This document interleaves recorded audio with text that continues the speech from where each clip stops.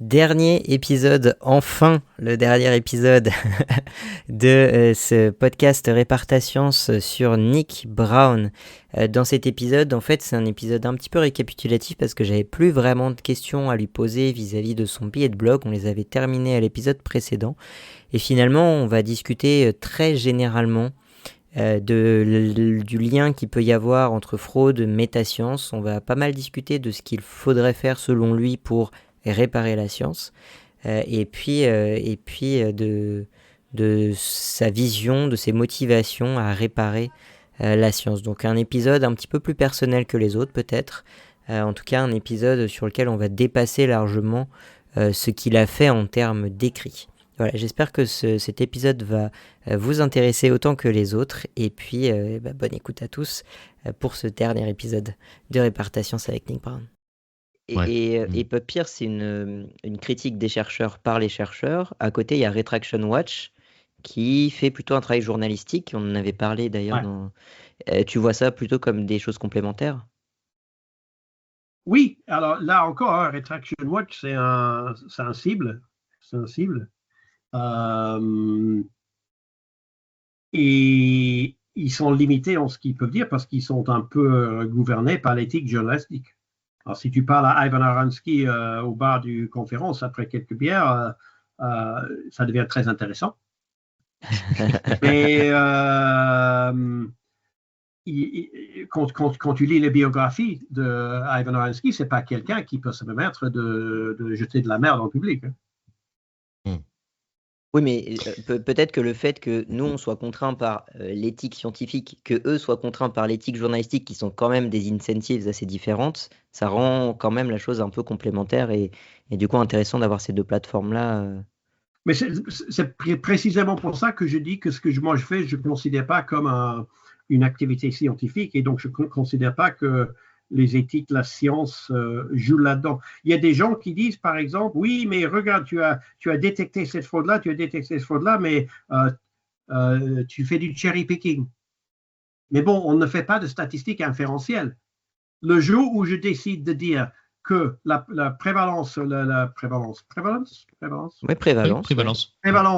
la fraude est autant de pourcents basée sur le nombre de cas que j'ai découverts, oui, vous m'attaquez parce que je fais des statistiques inférentielles mauvaises. C'est ce qu'a fait James quand il a dit qu'un papier sur 7 était faux. Oui, mais bon, il a dit, j'ai pas de preuves, voici comment j'estime ça. Il a montré sa méthode. Ouais. Mais là, du coup, il fait de la science. Un peu. Mais bon, d'une part, lui n'est pas moi. C'est lui qui a écrit. Mais du jour au jour, si le policier il marche dans ta rue et il voit que il y a une petite vitre cassée dans ta fenêtre et il voit que la porte est juste un peu ouverte et il sent le kiff et il entre et il arrête des dealers. Est-ce que l'avocat des dealers va dire, mais écoutez, c'est du fait du cherry picking, pourquoi vous n'avez pas entré dans toutes les autres maisons de la rue pour voir qui faisait le pire? Il y avait peut-être un meurtrier 3 portes plus loin. Ouais. Autre analogie que j'ai fait, c'est que si la police débarque chez un gars et ils vont dans son sous-sol et ils trouvent 23 télés et dans les boîtes, télé Samsung 9 dans les boîtes, et 3 des numéros de série correspondent à 3 télés qui ont été volées d'un camion hier. Est-ce qu'ils vont dire, ah bon, les 20 autres, on va présumer que tu les as achetés parce qu'on n'a pas la preuve que c'était volé? Et on n'est pas dans la science. On est, comme dit, dans les vigilantismes ou dans le système de justice, mais on est dans le comportement humain non scientifique, pas dans la psychologie. On est dans le fait que les gens sont des ordures. Et ça, la science, désolé, n'a rien à dire. Et on n'est pas dans la science. Ça dépend comment tu vois. Je pense que ça dépend comment tu vois le processus scientifique en général, mais normalement, dans le processus scientifique, est inscrite une forme de scepticisme vis-à-vis de toute nouvelle donnée, etc., etc. Si jamais tu réduis la crédibilité d'un jeu de données, genre on dit ce jeu de données-là de base, il y a l'air d'y avoir, où on peut démontrer un certain nombre d'erreurs, tu vois, normalement, automatiquement, ce jeu de données devrait tomber juste par scepticisme scientifique, de par le fait que, par défaut, on n'accepte pas les hypothèses comme vraies a priori, etc., etc. Donc, quelque part, c'est presque plus ça dans la façon dont je le vois, c'est presque plus de la science que de justement dire ah ouais, vous avez trouvé des erreurs dans 10 participants sur 100, on va considérer que les 90 autres sont vrais par défaut, par pure posture en fait finalement idéologique plus qu'autre chose, hein. Et on accepte l'article, on continue à publier l'article. Ça c'est Est-ce que ça c'est de la science en contrepartie? Non, mais J'ai pas l'impression. on utilise les techniques scientifiques, tout comme le policier utilise le labo pour dire que c'est du cocaïne et pas du talc, hein.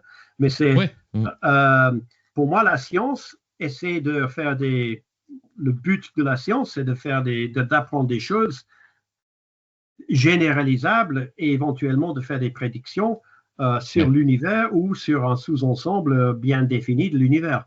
Et moi, je ne pense pas que ce qu'on fait correspond à cette définition. Effectivement.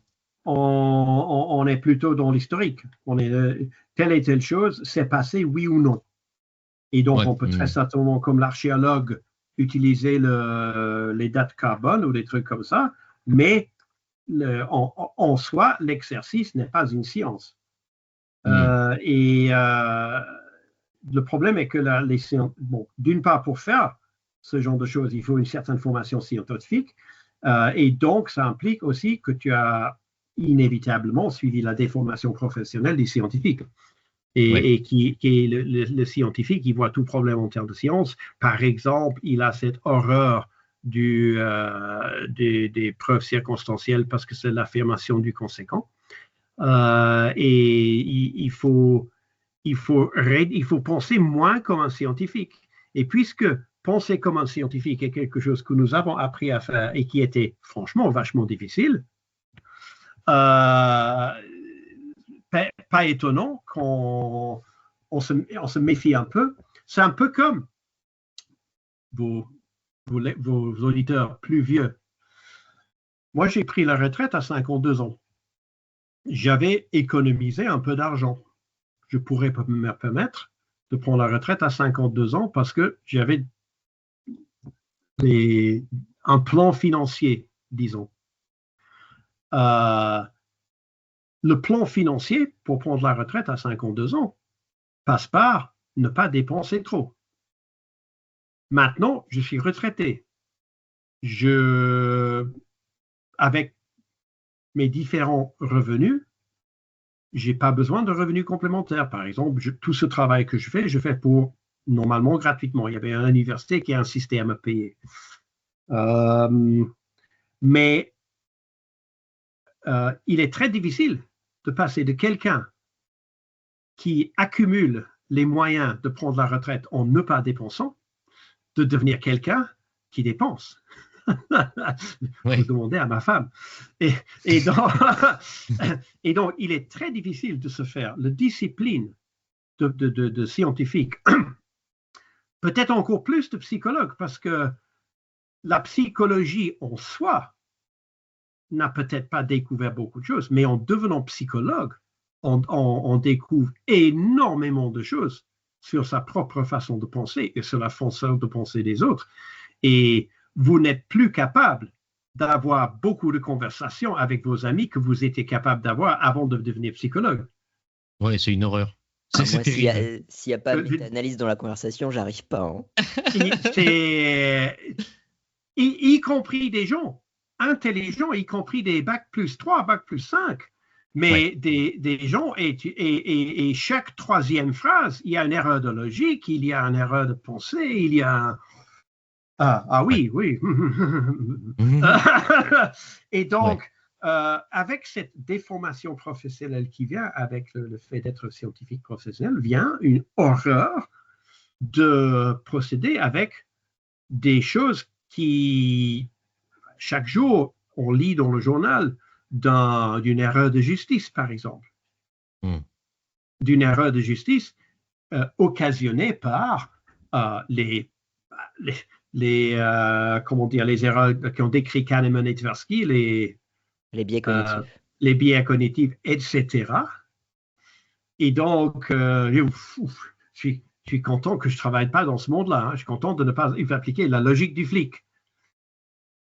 Et pourtant, Ouais. et donc on est devant cet abysse on doit se confronter au fait que on ne va pas régler ce problème avec la science. Nick, je voulais rebondir sur ce que tu disais juste avant. Donc, tu fais de la détection d'erreurs. On a parlé un petit peu de la métascience. Question assez large. Comment tu vois la détection d'erreurs, donc ce que toi tu fais, comment tu le lis à la métascience de manière assez générale, mais aussi qu'est-ce que tu penses des formations en détection d'erreurs et du fait d'amener les personnes à mieux comprendre comment on détecte les erreurs? C'est bien parce que je vais en faire une dans 2 jours. Je fais ça 3-4 fois par an. J'ai un slide qui commence par comment détecter l'erreur scientifique et numéro 1, penser que ça pourrait être présent. Et la plupart des gens n'y pensent même pas. Quand tu apprends à lire un article scientifique, tu pars sur le principe que tout est bon, surtout qu'il n'y a pas de fraude, mais tu penses que, OK, il n'y a pas d'erreur. Aussi parce que tu es junior. Et donc, tu ne comprends pas forcément tout. Et donc, peut-être si tu vois une erreur, tu ne le reconnais pas.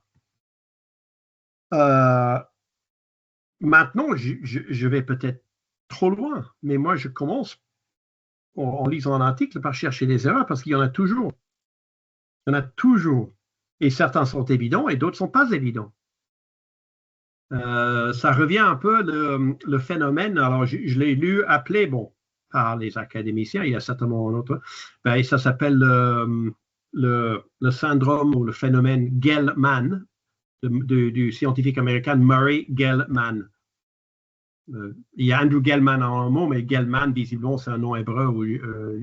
Mais il décrit quelque chose que tout le monde connaît, mais qui n'a pas un nom, qui est que tu lis ton journal et tu lis un article sur quelque chose que tu connais, c'est un sujet que tu connais bien.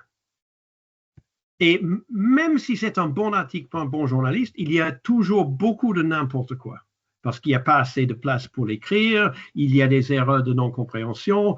Ce journaliste entre dans ce monde pendant 3 heures, 3 jours pour faire la recherche, il n'a pas le temps de tout comprendre, il écrit son article et tu le lis et tu dis non, mais attends, non, oh, merde, les gens vont penser que, oh, et puis tu tournes la page et tu arrives sur un article sur quelque chose que tu connais absolument pas.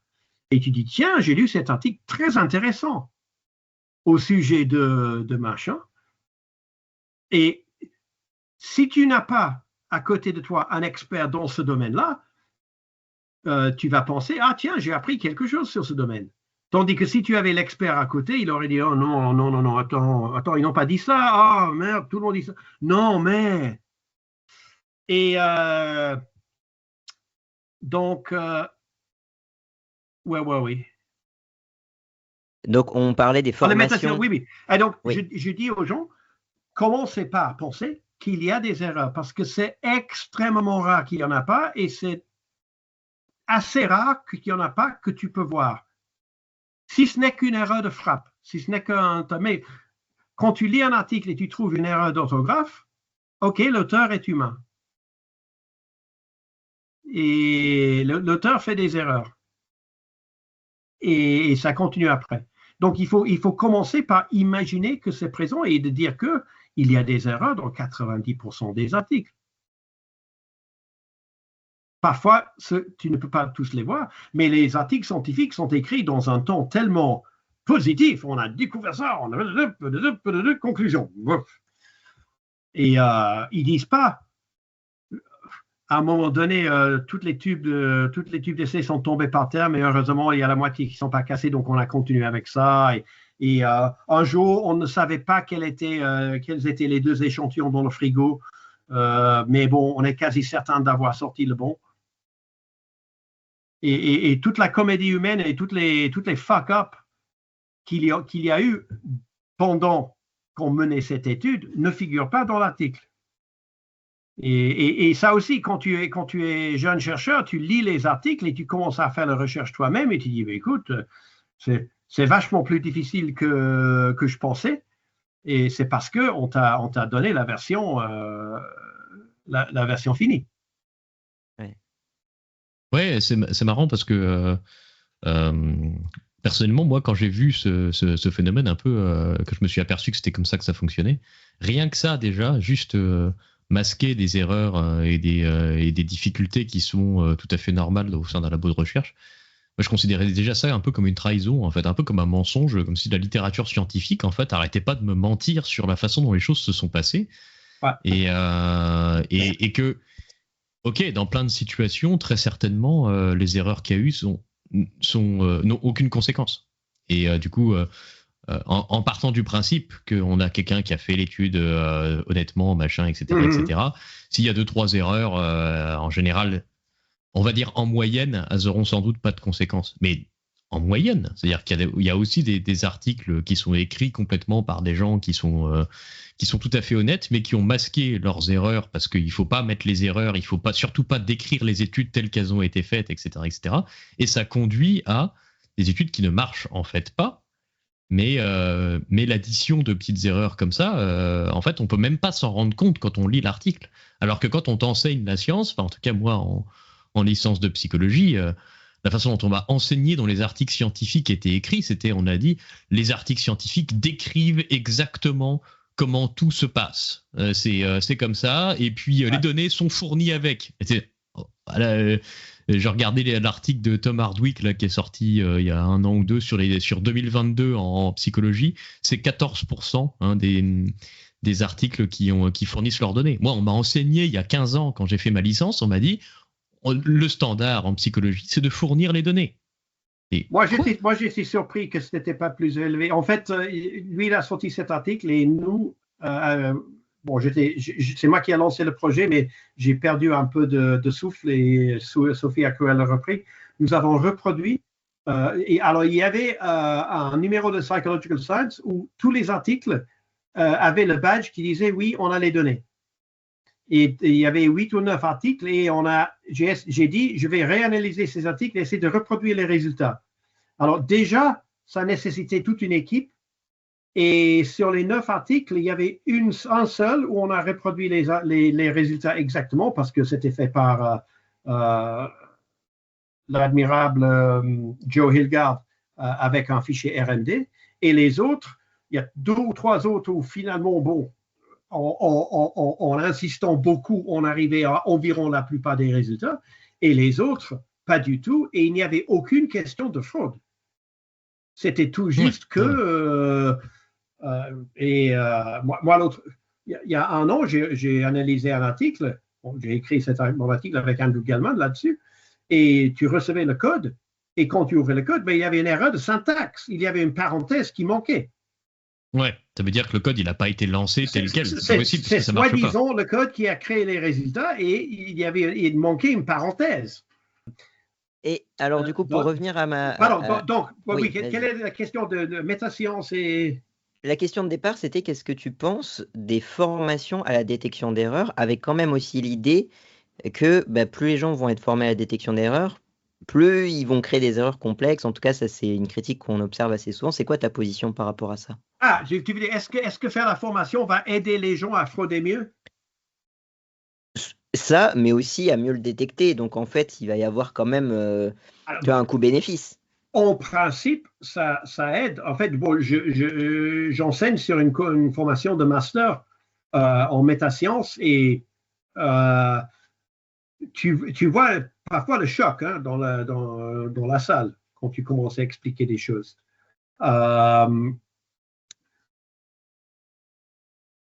Il y a toujours 2-3 personnes qui s'accrochent, il y a d'autres qui préfèrent ne pas en penser. Il y a des gens qui idolisent un peu la science. Bon, vous avez tous eu des amis qui ont fait la première année de médecine. Et quand ils entraient, ils avaient une vision de la médecine. Et quand ils ont fini 2-3 ans, ils avaient peut-être une autre vision de la médecine. mais je pense que c'est bon qu'on en parle, mais ça reste hyper minoritaire. Hein. Ça reste hyper minoritaire, déjà parce qu'il n'y a pas assez de temps dans le curriculum, et puis aussi parce que, comme on dit, you don't shit where you eat. Et c'est les universités. En fait, bon, tout ce qu'on a, c'est qu'à chaque formation, il y a la formation à l'intégrité scientifique, qui consiste en fraud is bad, okay? Et bon, mais bon, c'est parce que on a un problème, on a des bureaucrates, il faut une solution, il faut dire qu'on a fait ça, il faut pouvoir dire au ministre dans notre rapport que nous avons mis en place une formation à l'intégrité scientifique. Et si, malgré notre formation, ça continue, bah, désolé, mais on est au bout des idées. Ouais, mais toi, tu en fais quand même des formations à la détection d'erreurs. Ouais. Et donc, en gros, ce que tu dis, c'est je le fais à une extrême minorité qui est très motivée parce que eux sont sensibilisés à ça, mais de toute façon, ça restera une minorité. En gros, c'est ça le. Ça me rappelle un peu le vendeur de cartes postales un peu louche aux années 40. Venez les enfants, je vais vous montrer des secrets. C'est un peu et par la suite, si tu décides de parler à tes amis ou pas, c'est à toi. C'est toujours un peu côté obscur. Hein. Ça fait pas partie du discours normal de la science. Et comment tu expliques que ça fasse pas partie en fait du discours normal de la science? Parce que normalement, comme tu dis, les gens ils devraient arriver. Bon, moi j'ai ma petite idée, hein, justement par rapport à ce que je viens de dire, la façon dont on a été formé. Mais normalement, les gens devraient arriver avec une certaine vision de la science ou de leur matière, et en fait subir des désillusions petit à petit en voyant comment ça se passe, notamment pendant leur mémoire. En fait, ils devraient voir que ça se passe pas comme on leur a dit, non? Au 19e siècle, l'homosexualité a été, je ne sais pas si c'était toujours illégal, mais en tout cas, à l'époque victorienne, l'homosexualité était criminalisée ou plus criminalisée qu'avant ou par une loi en Angleterre, et les lesbiennes étaient exclues. Et c'est parce que la reine Victoria avait dit les femmes ne font pas ce genre de choses. Et donc, l'homosexualité des femmes n'a jamais été illégale en Angleterre parce que les femmes ne font pas ce genre de choses. Et je pense que c'est si on n'arrive pas à imaginer que ça pourrait se produire, parce que je pense que c'est pour une bonne partie. Hein. Je pense que c'est pour une bonne partie. Parce que si ça peut se produire, mais merde, c'est tellement facile. Ouais.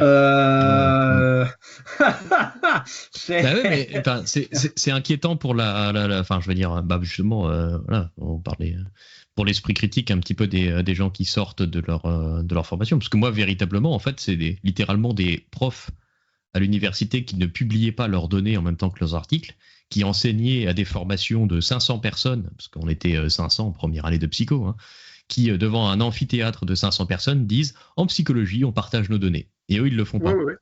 Et il suffit de regarder, en fait. Il suffit juste de prendre un jour, de chercher le nom du prof qui t'a enseigné ça, essayer de trouver ces données et voir qu'elles y sont pas. Et parce que, comme je disais, hein, c'était il y a 15 ans maintenant que j'ai fait ma licence. Hein, donc il y a 15 ans, l'open data, c'était 0,1% des articles. Le même gars qui disait ça, ouais. Ouais, bien sûr. Peter Stapel, il enseignait l'intégrité scientifique. Hein. Ouais, bah voilà, on est là-dessus. Mais du coup, tout le monde devrait se rendre compte, du coup. Ça devrait être... parce que c'est tellement visible comme le nez au milieu de la figure qu'en fait, on nous enseigne quelque chose qui ne se passe pas. En fait, on nous enseigne une certaine vision de la science qui n'est pas vraie, parce que même le discours qu'on nous donne en début de première année, en fait, ne se vérifie pas sur le terrain. Donc, on devrait tous le voir, en fait. Et à partir de ce moment-là, on devrait se dire, mais attends... si ça c'est pas vrai, du coup, qu'est-ce qu'il y a d'autre qui est pas vrai? Et donc se lancer dans en fait, et faire de la méta-science, on devrait tous faire ça en fait en psycho finalement, parce que ouais, il y a ce mécanisme. Au lieu de ça, ce que je vois, c'est que c'est des gens qui en général font une licence, voire vont jusqu'au master, et qui en fait redébitent ce qu'on leur a dit en cours qui ne se vérifie pas dans les faits. En disant c'est ça la vérité scientifique. C'est comme ça qu'on fait de la science. Quand on fait de la science, on essaye d'attaquer ces hypothèses jusqu'à ce que quand elles résistent, alors du coup on les accepte. Je connais aucun psychologue qui a jamais vu. Je n'ai jamais vu un psychologue qui a fait ça dans ses études. Hein. Quand tu fais une étude, tu cherches P inférieur à 0.05 et c'est tout. C'est-à-dire en fait tu cherches absolument à valider ton hypothèse. C'est tout principe de recherche. Et d'ailleurs c'est pas que la psycho, hein, c'est comme ça. Alors, il faudrait. Tu poses en fait des questions psychologiques. Oui, tout à fait. Notre ami Sigmund aura la réponse. Je suis pas sûr que Freud aurait beaucoup de réponses, mais. Non, mais. Enfin, ça dépend. Le très grand psychologue, très sceptique, Paul Meehl, avait une grande photo de Freud sur son bureau. Ce que je trouve incroyable, parce que j'ai une grande admiration pour ce que j'ai lu de Mill, et j'ai pas énormément de grande admiration pour le travail de Sigmund Freud. Mais quand il décrit le fait de certains phénomènes, je crois qu'il a raison. Et quelqu'un qui, au niveau du master, répète ça, malgré le fait que c'est comme ça que la science se fait, malgré le fait que très certainement, lui, n'a jamais vu la science pratiquée comme ça, alors, il est quelque part soit dans le denial, soit il est dans le brainwashing. Hein. Ouais, mais du coup, c'est terrifiant si jamais on voit, parce que j'ai la sensation, c'est terrifiant les chercheurs en psychologie qui sont brainwashed, effectivement. C'est. Ouais, parce que du coup, on s'attend pas à ça. Heureusement qu'il y a nous, les seuls 3 esprits libres sur la planète. Ça fait très conspirationniste quand même. Ouais, hein. mais c'est ça qui est incroyable. Ça pourrait très vite devenir conspirationniste. Hein, mais... C'est ce qui est incroyable parce qu'en fait, c'est là où on voit, en général, on divise toujours le monde en 2 camps à chaque fois. Et là, on a le camp des scientifiques versus le camp des conspirationnistes. Et sans arrêt, moi, ce que j'observe, c'est que dès qu'on réfléchit un petit peu trop sur le système, on est relégué au rang de complotiste. Et alors que c'est des gens qu'on déteste qu'on déteste. En tout cas, on est particulièrement en désaccord avec ces gens-là, complètement. Et en fait, on est entre les 2 camps finalement, et à se faire attaquer par les 2 camps qui sont opposés, comme faisant partie du camp du mauvais camp. Et parce que c'est vrai que ça fait du coup se demander à quel point, et là ça ferait très conspirationniste, à quel point finalement une part de l'université c'est du brainwashing, parce que du coup les gens sortent avec une certaine vision de la science qu'ils n'ont même pas observée, ils ont fait un truc qui est complètement différent de ce qu'on leur a enseigné, et ils partent quand même dire partout c'est ainsi que la science se passe, alors que ça n'est pas vrai. Il suffit de mettre un orteil dans un labo pour voir que ça n'est pas comme ça que ça se passe la science. Et c'est un petit peu dingue. C'est pas le conspirationnisme si tu as raison. Oui, c'est vrai. Je ne sais pas si vous avez vu le film Théorie du complot, je sais pas, en anglais ça s'appelait Conspiracy Theory avec Mel Gibson. Vous connaissez? Ah oui, il y a très très très longtemps. C'est sorti il y a 30 longtemps. ans. C'était avant Internet. Et il recevait des pamphlets toutes les semaines et il allait à la police pour dire écoute, blablabla. Et puis le jour où il tombe sur un vrai complot. Ouais, exact. Et non, c'est nul comme film. Il tombe évidemment amoureuse de la policière, mais il y a des moments assez intéressants. Hein. Je pense en fait, un des problèmes est que je raconte mon expérience personnelle de l'université en tant que bachelier il y a 35 ans, mais aussi en tant que quand j'ai fait la maîtrise. Arrivé à l'université, à l'école, j'étais bon, je n'ai pas fait de bac, mais si j'aurais fait le bac, j'aurais eu 17,5. À l'école, il y a une réponse vraie et non ambiguë à chaque question. jusqu'en terminale. C'est à l'arrière du livre ou non, mais il y a une réponse. Et donc, ça forme les gens à faire très grossièrement les sudoku, à résoudre les sudoku. Ouais. Quand tu arrives à l'université, la première année de licence, il y a toujours une partie de ça, mais plus tu avances, plus le prof ne sait pas la réponse non plus. Quand tu termines ton doctorat, quand il t'examine sur ton doctorat, je ne sais pas si l'examen final oral compte pour quelque chose en France ou pas. En Angleterre, c'est très important. Tu peux le rater. Aux Pays-Bas, tu ne peux pas le rater, c'est cérémonial, mais bon. Mais il est très important que ton thèse de doctorat contienne des choses que ton superviseur, premièrement, ne savait pas et dans certains cas ne comprend même pas. Et ça, c'est bon. Et donc, on passe d'une situation en 3, 4, 5 ans maxi, on passe d'une situation où tu apprends un peu ChatGPT, tu apprends à être très bon en résolvant des sudoku de plus en plus compliqués, mais quand même des sudoku, jusqu'à composer des sudoku. Et bien plus compliqué que composer des sudoku. Et pendant cette transition, moi je suis fan de penser quand tu as deux situations et dire quelle était la transition entre eux. Et à un moment donné, pendant cette transition, tu es dans une situation intellectuelle extrêmement difficile parce que tu ne comprends pas, mais il n'y a pas de bonne réponse. Et tu dois un peu toi-même créer la bonne réponse. Question pour transition, par exemple. Bon, c'est un peu compliqué pour les Français, parce qu'en France, on a les French tacos. Mais oublions les French tacos. Vous avez les vrais tacos à l'américaine, à la Tex-Mex. Quand moi, j'ai appris à manger des tacos aux années 80, les tacos étaient durs. Tu sais, les Old El Paso que tu remplissais et puis ça cassait et puis tu mangeais comme un biscuit. Mais bon, tu vois, le taco était censé le remplir. Aujourd'hui, dans un restaurant mexicain et ils te servent des tacos, ce sont des softs. Mou, ouais. Et s'ils ont des tacos durs, ils disent, en plus, on a des tacos durs. Et en 83, ils disaient les tacos et on a aussi un ou deux soft tacos. Et donc, le défaut est passé de l'un à l'autre. À quel point a-t-on décidé qu'on ne va plus mettre le mot soft, parce que soft, c'est le défaut. Toujours avec ces types de transitions, et je trouve que penser à des transitions est un bon moyen de résister aux pseudosciences. Parce que très souvent, les pseudosciences sont basées sur des taxonomies, les numérologies et des trucs comme ça. Et quand tu comprends l'idée que quasi tout est continu, tu dis, écoute, alors, bon, tu expliques à un enfant, il dit, ah oui, mais si je marche sur les lignes des pavés, je vais faire bouffer par un monstre. Et tu lui dis, quand tu dis marcher sur la ligne, quelle partie, combien de ta chaussure doit toucher, tu dois être à quelle distance? Et si tu fais 1 millimètre de plus, 1 millimètre de moins, qu'est-ce que ça fait? Qu'est-ce que ça change?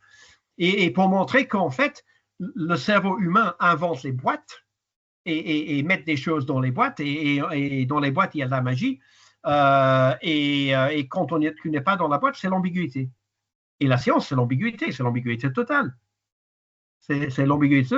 Les maladies mentales, aucune maladie mentale n'existe.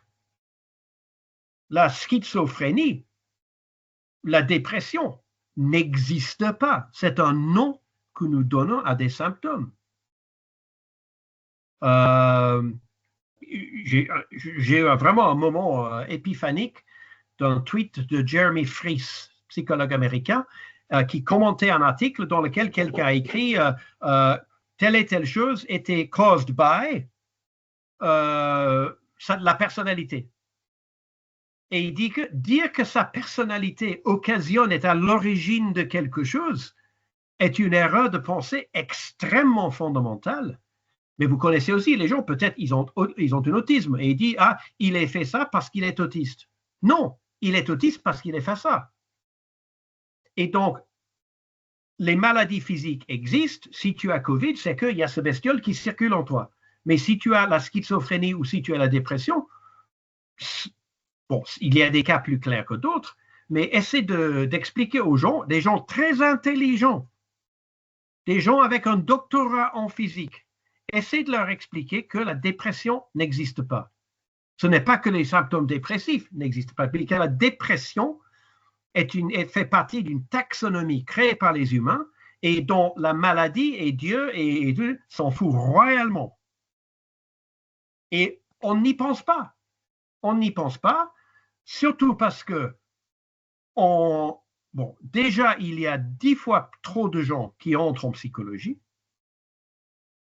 que ceux dont on a besoin pour former des psychologues cliniques et des psychologues de recherche. La psychologie est surpeuplée, au moins dans le monde anglo-saxon, parce que ça compte comme science et il y a beaucoup de femmes qui le font. Et donc, ça permet de dire, ah oui, à notre université, 40% des scientifiques sont des femmes, mais si tu enlevais les psychologues, ce serait 20%. On vend la psychologie à des enfants en terminale, des élèves en terminale, comme si ça a des insights dans comment fonctionnent les gens. Et les gens disent, oh, chouette, enfin, je vais découvrir pourquoi mon père est alcoolique, etc. Et puis, ils arrivent et ils disent, bon, chouette, les gars, alors, la distribution normale.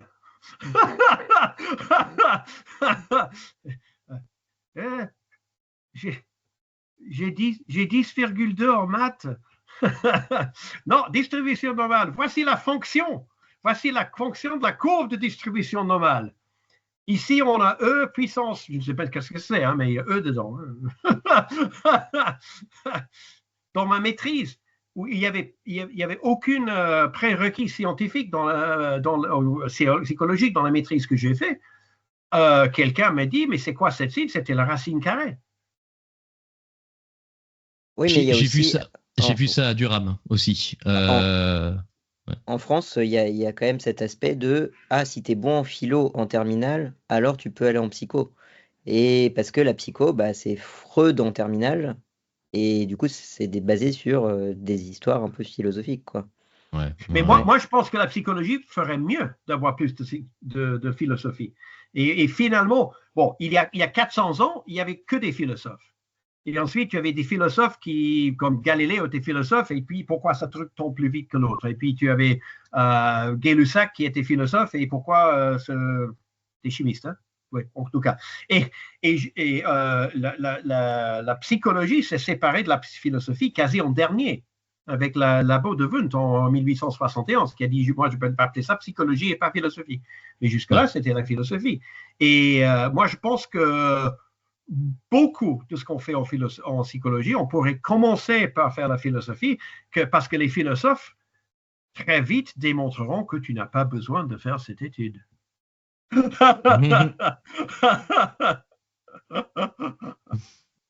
Je vais sauter du coq à l'âne, Nick, parce que moi, je suis très mauvais en transition, contrairement à toi. J'ai 2 questions qui me restent. Une question concernant l'open science. En fait, l'open science, c'est un domaine qui est très vague et très vaste, qui va comprendre le partage des données, le partage des scripts, l'ouverture à plus de généralisabilité de participants, de chercheurs, etc. Moi, j'avais adopté quand même, on le voit hein, au niveau des éditeurs scientifiques, l'open science égale ouverture des PDF, Ouais. égale on va faire payer plus cher les auteurs pour qu'ils mettent leur PDF en ligne. Ouais. Ma question, c'est est-ce que tu rejoins cette vision des choses? C'est quoi l'open science pour toi? Et est-ce que tu vois des différences au fur et à mesure des années sur comment l'open science est décrit par les chercheurs et à quel point ça a pu améliorer l'écosystème de recherche ou pas? Pour moi, ça devrait être la science patte blanche.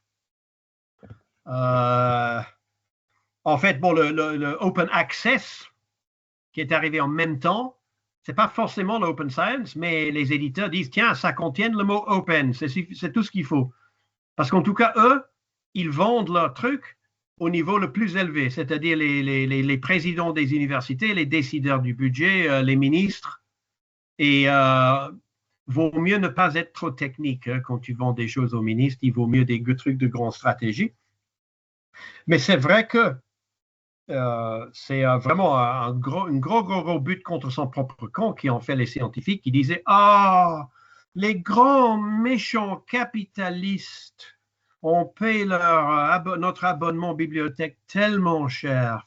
Les pauvres dans les pays en voie de développement ne peuvent pas lire notre fantastique recherche parce qu'ils ne peuvent pas se permettre de payer ça.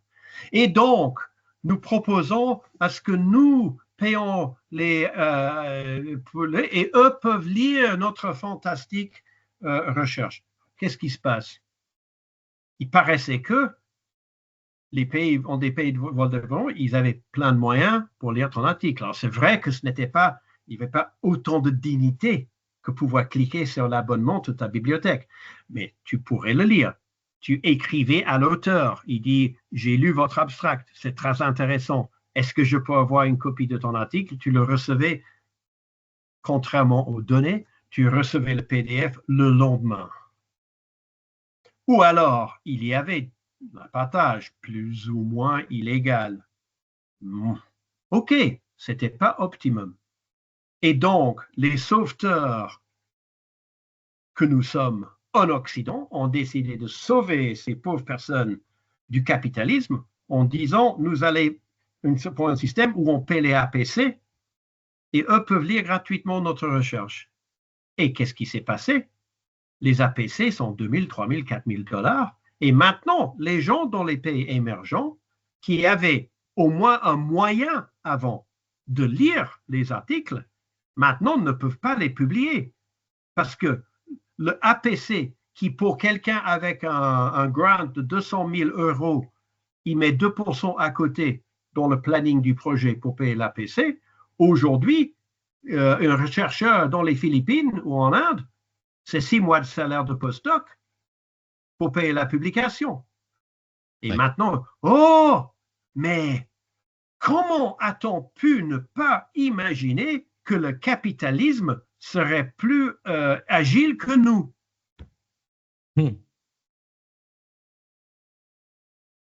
Et voilà les académiques on va être plus malin que le capitalisme. Tu n'es pas plus malin que le capitalisme. Que tu aimes le capitalisme ou pas, moi je suis relativement neutre. Mais ne pas imaginer que tu es plus malin que le capitalisme parce que c'est tout simplement pas vrai. Et donc chaque fois que je vois des propositions que, ah oui, on va tout réformer du processus, moi-même j'en suis coupable. J'avais une idée géniale il y a 5-6 ans et je pense que ça aurait marché.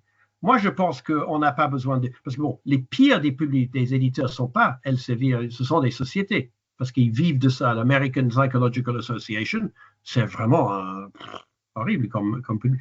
Mais au lieu des sociétés, au lieu des capitalistes qui publient, ça devrait être les funders.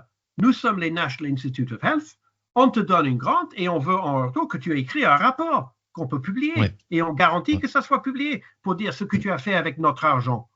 Les contribuables vont le demander. Moi, je pensais que c'était une idée géniale. Aujourd'hui, qu'est-ce qui se passe?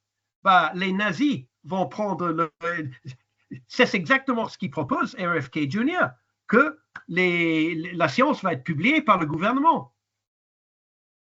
Mais pas un gouvernement bénévole et neutre. Ça va être publié par un gouvernement anti-vaccin.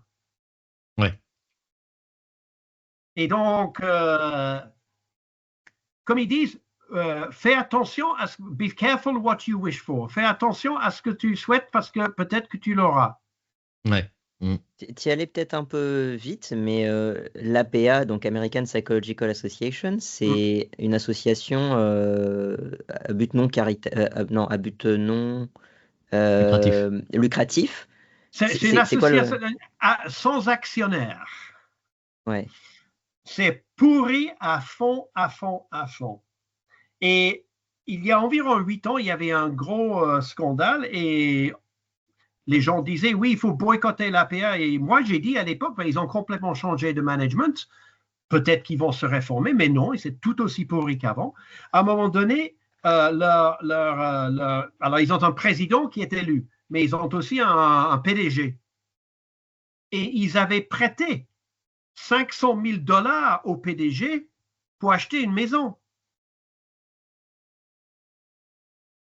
Dans une association à but non lucratif, ils ont prêté l'argent au... Oh la vache. Ah, c'est... Ouais. À quel point ils sont pourris, hein? À quel point ils sont pourris. Et si on prend la comparaison avec l'AAAS, donc l'Association for Advancement, je sais plus quoi, enfin ceux qui publient Science, qui est aussi une association à but non American lucratif. Association for the Advancement of Science. Ouais. Voilà, parfait. Ouais. Eux, ils ont un fonds de roulement de 100 000 $. Tous les ans, ils ont 100 000 $. Ils ont des IPCs qui sont relativement élevés, mais qui sont 4 fois moins élevés que Nature. J'ai l'impression que ça marche plutôt bien pour cette association-là. À ton avis, à toi, mais peut-être t'en as pas, hein, mais si t'en as un, quelle est la différence entre les deux qu'est-ce qui explique Donc, on n'est rien à l'AAS. Ok. Donc, peut-être que chaque semaine, ils organisent des dons à des orphelins. Peut-être. Peut-être que leur PDG gagne 4 000 $ par mois. Moi, j'avais vu que... mais déjà, je crois qu'ils n'ont pas de PDG, mais ils ont un directeur qui gagne 30 000 $ par an. Me surprendrait. J'ai découvert que chez Plus, c'est Plus comme Plus One, le PDG gagne dans les 600 000 $. Publishing House non-profit, mais visiblement, c'est ce qu'il faut payer pour attirer du talent. Moi, je fais pour la moitié, mais bon. Et donc, il y a énormément de fric. Il y a énormément de fric dans tout ça. Ouais, on s'imagine pas à quel point ça brasse. J'ai vu une conférence il y a juste quelques semaines, notamment sur les paper mills, qui est encore un autre problème, mais juste avec une estimation de l'argent qui est brassé du coup par des faux, en fait, des faussaires d'articles scientifiques, et rien que juste une entreprise qu'ils ont chopé, ça représentait des millions d'euros par jour juste pour faire des faux articles scientifiques. Donc le business des vrais articles scientifiques, c'est des milliards et des milliards, c'est extraordinaire. J'ai envoyé une fois un article à Plus, et la première email que je recevais en réponse, c'était comment allez-vous payer le article processing charge? Le deuxième qui arrivait 2-3 heures plus tard, c'était OK, vous avez bien rempli coché toutes les cases sur le formulaire, on va envoyer ça pour un premier vue, pour voir si on va l'envoyer en review. Mais le tout premier email que je recevais, c'était merci d'indiquer comment vous allez payer. Bah, maintenant, sur Manuscript Central, la plupart du temps, au moment de la soumission, avant même de faire la première soumission, il faut déjà remplir comment tu vas payer comment tu vas payer tes APCs. Et sinon, tu peux pas soumettre l'article. C'est extraordinaire parce qu'on a aussi toujours vachement cette vision. Ça, c'est un truc qu'on entend beaucoup dans le grand public encore. Genre, la science, c'est ouvert à tous. Si jamais tu as quelque chose d'intéressant à dire, si jamais tu as découvert quelque chose toi en tant que citoyen, si tu veux, tu peux publier dans un article, tu peux publier dans un journal scientifique, et le monde scientifique regardera, étudiera ce que tu as fait et dira waouh, c'est très bien, si jamais c'est effectivement très bien. Mais non, enfin, je veux dire, déjà en général, il y a plein de journaux où si jamais tu n'as pas d'affiliation universitaire, c'est exactement ce que tu disais. Si jamais tu mets ton email à gmail.com, bah déjà tu peux même pas t'inscrire ou te connecter sur le portail du site en fait pour pouvoir faire la soumission d'articles. Et puis ensuite, il y a ce truc il faut payer les APCs, c'est 100 000 balles, des trucs comme ça. Et pour certains, en tout cas, pour les articles en open access, comment on fait en tant que citoyen si on a découvert quelque chose? Je veux dire, On a déjà en privé parlé de Clojure là, que je suis en train de développer. J'aimerais bien le publier, cet article. Et à mon avis, ça va quand même rester un préprint parce que si jamais j'essaye de publier cet outil qui normalement sera utile pour la détection de fraude. Non, tu le soumets à un PPS, ça ne va pas être rejeté d'office. Ou alors, sinon, tu me mets en co-auteur et à la fin, je me retire comme co-auteur. Mais il y a des moyens. Non, mais toi, tu sais comment marche le système, parce qu'en plus, oui, tout à fait. Ouais. Bon, le petit bémol est évidemment qu'il y a énormément de crazy people.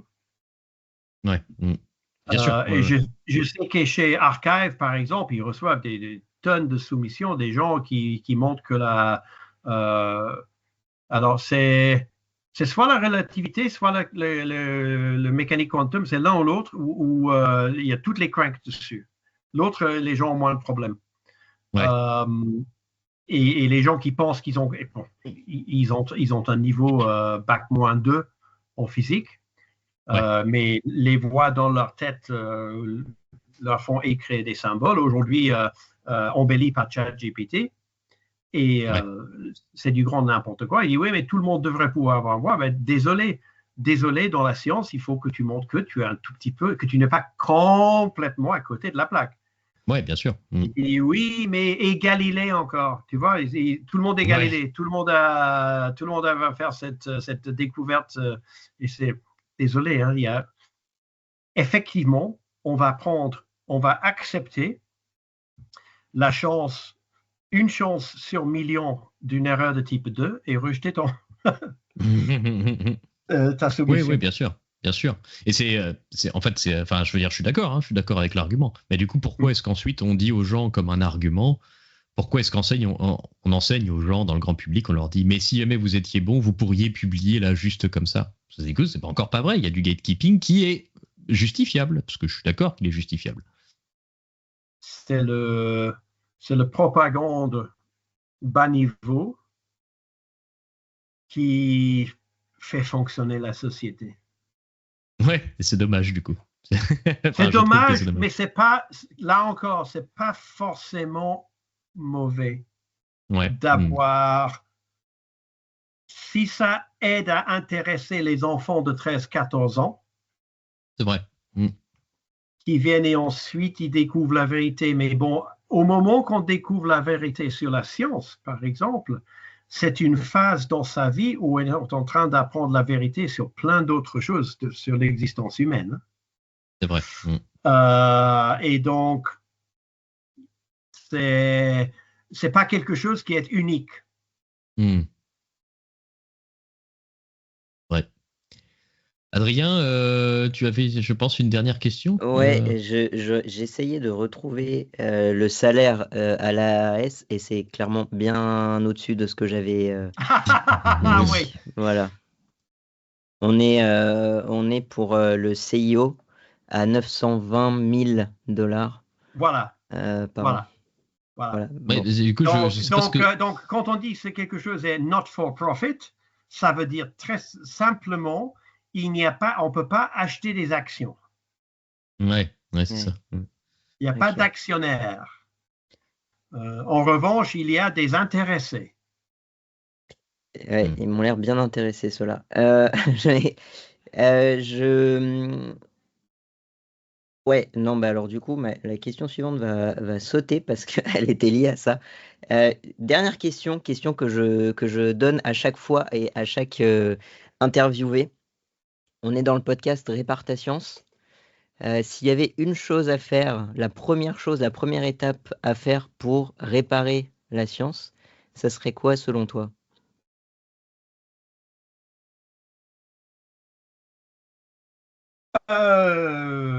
Je dirais réduction de 90% du nombre d'effectifs. Ah, carrément. De chercheurs. Ouais. Bon, bah, Adrien, on va pas avoir de travail. Hein. Allez, avec le même budget, on peut peut-être rendre 10% aux contribuables, mais je dirais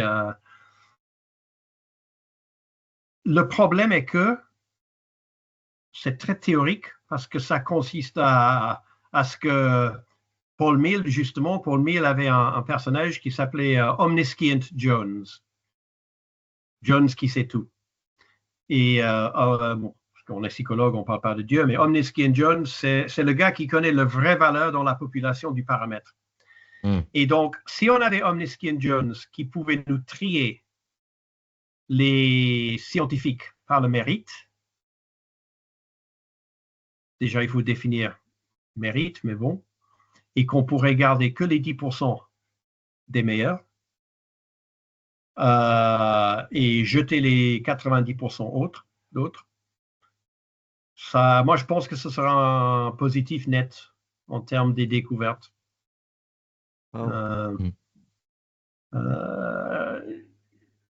Aujourd'hui, je pense qu'on a énormément de scientifiques sincères, honnêtes, médiocres. Les questions auxquelles on veut répondre dans la science deviennent de plus difficiles chaque année. Parce qu'on a déjà résolu les questions faciles. Et donc, un chercheur médiocre qui aurait été un bon chercheur il y a 60 ans n'est plus forcément un bon chercheur. Et en même temps, la formation ne suit pas forcément. Ça suit, mais le problème, c'est que la capacité humaine d'apprendre est limitée. Et si la connaissance humaine avance à un certain niveau, et il faut apprendre tout ça avant, il faut, tous les 10 ans, il faut que la formation prend un an de plus. Il y a des limites. Pardon, je suis fait mordre par une moustique. Il y a des limites à tout. Je veux dire, allons plus loin dans l'avenir. On parle du problème du vieillissement de la population. Et la solution, c'est soit qu'on fasse plus de bébés, que tout le monde est d'accord, c'est une bonne idée, mais personne qui veut le faire. Ou, non mais aujourd'hui, avoir plus de bébés est un projet d'extrême droite. Je regrette beaucoup parce que je pense que la planète devrait faire plus de... dans 30 ans, je pense, 25-30 ans, la population du monde va se stabiliser. Parce qu'ils ont établi 9,8 milliards. C'est-à-dire que le vieillissement de la population deviendra problème mondial. Donc, ce n'est plus la question de qui va est-ce qu'il faut importer des Indiens et des Philippins et des Africains pour torcher nos culs dans la maison de retraite. C'est qui va torcher le cul des Africains dans la maison de retraite dans 70 ans. Parce qu'il n'y aura même pas de jeunes Africains. Il va faire...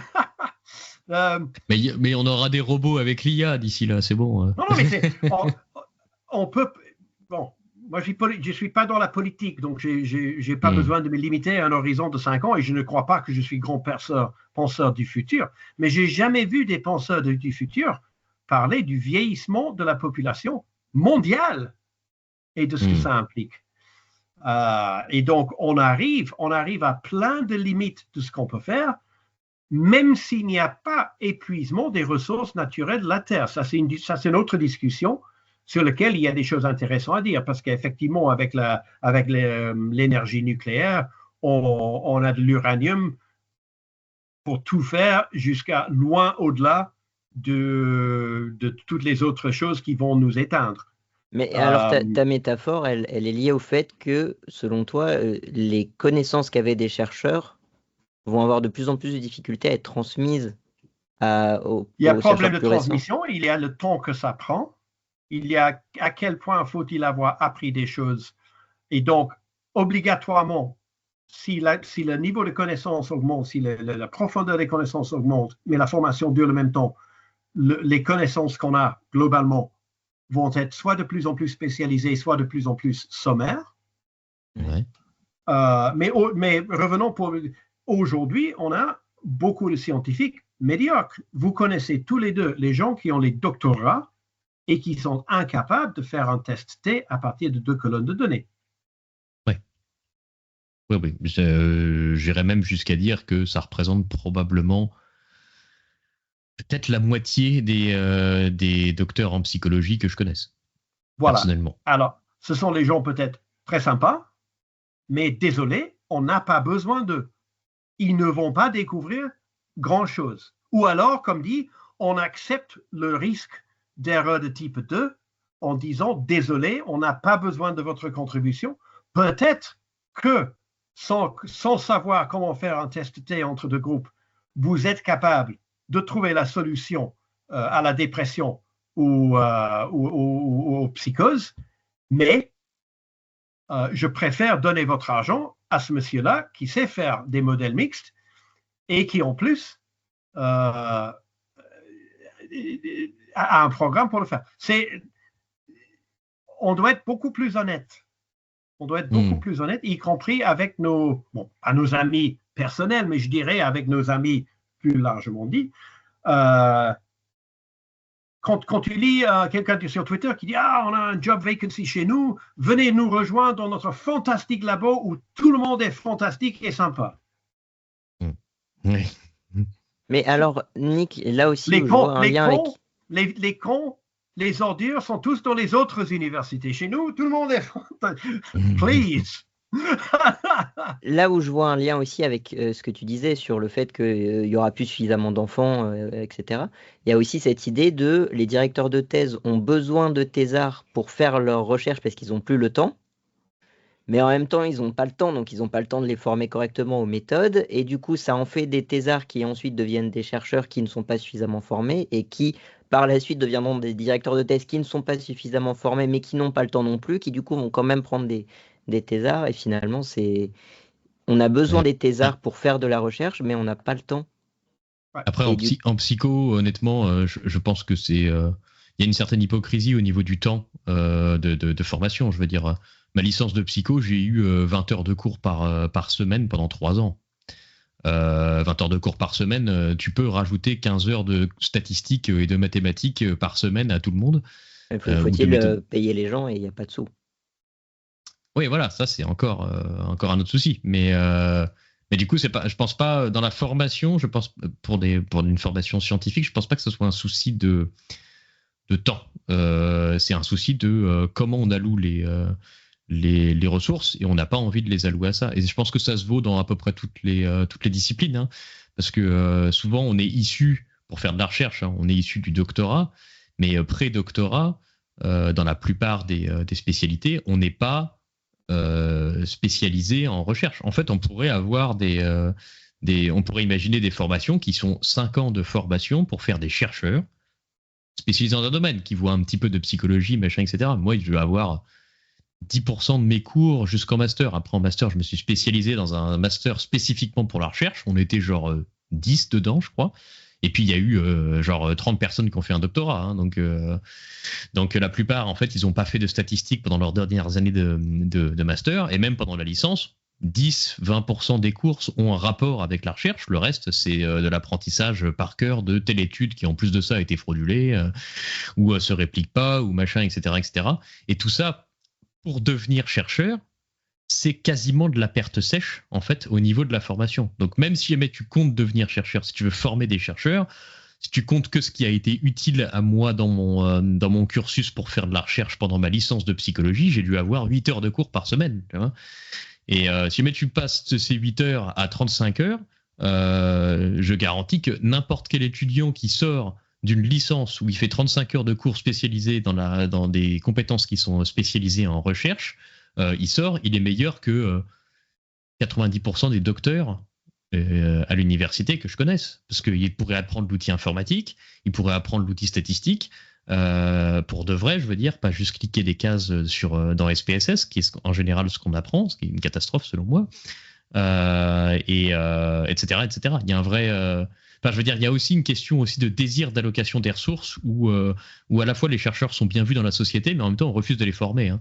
Il y a Michael il en parle. Du coup, là on est dans la question réformer le milieu universitaire, le milieu académique, parce que tu formes à être psychologue et ceux qui ont un peu les meilleures appétences en stats ou en questionnement méthodo, etc., on leur dit non mais toi tu as peut-être un peu plus d'avenir dans la recherche à partir du master 1, master 2 quoi. En fait c'est ceux qui vont avoir le mémoire le plus intéressant, Tu sais, le petit cours où tu dois faire ton mémoire, où tu dois inventer tes données et tout en M1, et qui ensuite tu fais en M2 sur des vraies personnes. Et c'est là où il y a du coup, les directeurs de thèse qui disent, toi je te choisis parce que tu as plus de chances de passer à l'école doctorale, etc. quoi. Ouais, et souvent, c'est même pas, je trouve, c'est même pas une question véritablement de compétences. Il y a un seuil de compétences minimales là-dedans, mais souvent, c'est plutôt des compétences humaines. Hein. C'est Oui, plutôt quand oui, tu oui, t'entends oui. bien avec ton masterand. Mais Moi, du j'ai coup, connu là, on des est quand même. masterands où c'était catastrophique, hein, mais ils étaient sympas. On les aime bien. Mais du coup, là, on s'éloigne un peu de la question de répare ta science, où c'est Ouais. répare ton milieu académique, finalement, qui est un petit peu différent. Par exemple, je n'ai pas fait ça. Donc, je ne joue pas dans ce monde de idées radicales. Et d'ailleurs, même comme dit actuellement, c'est vraiment très dangereux de proposer des idées radicales, comme par exemple, les funders devraient faire des revues parce que tu as des gens d'extrêmement mauvaise foi qui vont prendre juste la petite partie d'en bas et ensuite appliquer à leur projet fasciste. Donc, mais en revanche, la fraude est quelque chose de relativement objectif. L'erreur est de très objectif. Ensuite, la fraude, bon, question de mentalité, mais disons, l'erreur flagrante est quelque chose d'objectif et c'est quelque chose dans lequel je pense que je peux être utile. Donc, il faut travailler sur les choses où on peut être utile, je pense. Ok, super, super comme réponse. Merci beaucoup d'avoir passé autant de temps avec nous durant cette série de podcasts, parce qu'à la base, on voulait faire un podcast. Clairement, vu le temps passé, ça sera une série. Merci Mais beaucoup, merci aux Nick. auditeurs qui sont arrivés jusque-là.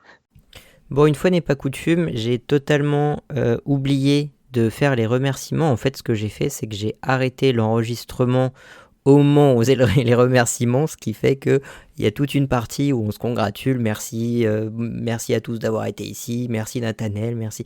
Et en fait, je l'ai pas, j'ai juste le tout début où Nick dit merci à tout le monde d'avoir été présent jusqu'au bout. Voilà, on se refait pas, hein, c'est toujours comme ça, ces épisodes de répartition, c'est toujours approximatif au début et à la fin. En tout cas, j'espère que cette série d'épisodes vous aura plu autant qu'à nous. On était impatients à chaque fois que sonnait l'heure et qu'on devait dire non, là, faut s'arrêter pour cette fois-là, quand est-ce qu'on reprogramme, de reprogrammer le plus tôt possible. J'espère que ça vous a plu et on espère aussi pouvoir faire plus de portraits de chercheurs liés à la métascience ou liés à la détection d'erreurs, comme là c'est le cas avec Nick. Ça nous a énormément plu et ça nous apprend aussi ce que font les chercheurs au-delà de lire un article ou de lire ce qui se passe dans l'actualité scientifique. C'est vraiment savoir ce qui se passe dans leur tête à ces chercheurs-là quand ils dédient leur vie à faire quelque chose qui en plus ne leur apporte pas grand-chose à part ici pour le coup des ennemis ou des gens qui leur veulent des embêtements à regarder des choses qu'ils ne devraient pas regarder. Donc voilà, j'espère que ça vous aura plu et puis on se retrouve très bientôt pour un prochain épisode, cette fois plutôt sur de l'actualité que sur des portraits. À la prochaine!